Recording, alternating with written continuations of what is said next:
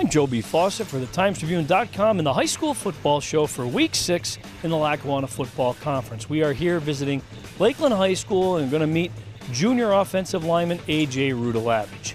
Now, he has already been a starter on this team, coming in last year as a sophomore and helping the Chiefs to the District 2 Class AA championship game.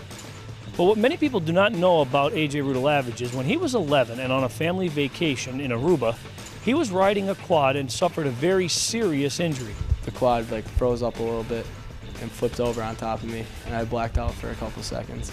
And I get up and look down at my arm, and it was just hanging on. All I remember seeing is his arm hanging by a small thread, and I ran and tried to hold it together.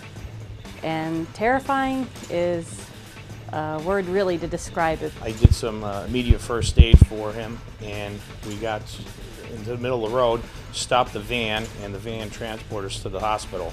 Here I am, right after the accident in the hospital.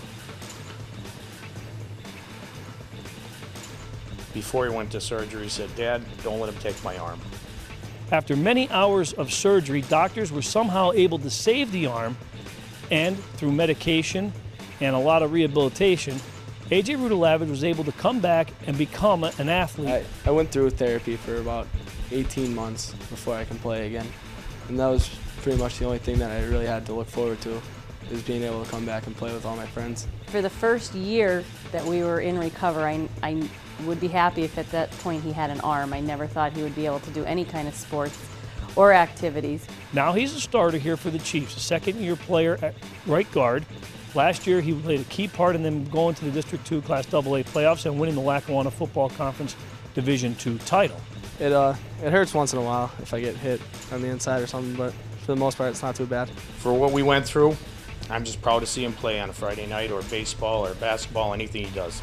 This year the Chiefs are off to a 3-2 start and are contending and ready to open their Division II schedule this week against Carbon.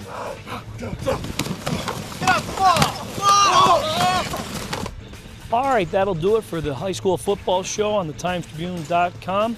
Now it's time for us to look at where the top 10 Times-Tribune high school football teams will be in action for this week.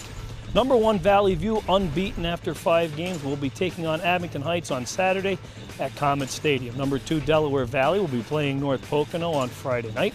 Number 3, Dunmore opens its Lackawanna Football Conference Division II schedule against Honesdale. Number 4, Lackawanna Trail will play Mid-Valley on Friday. And number 5, Wallenpaupack will be playing Scranton Prep on Friday, which is ranked number 10. Number 6, West Scranton will be playing number 7, Scranton, in our Times-Tribune high school football game of the week. It is the annual Battle for the Bell. Number 8, Riverside will play Western Wayne on Friday night.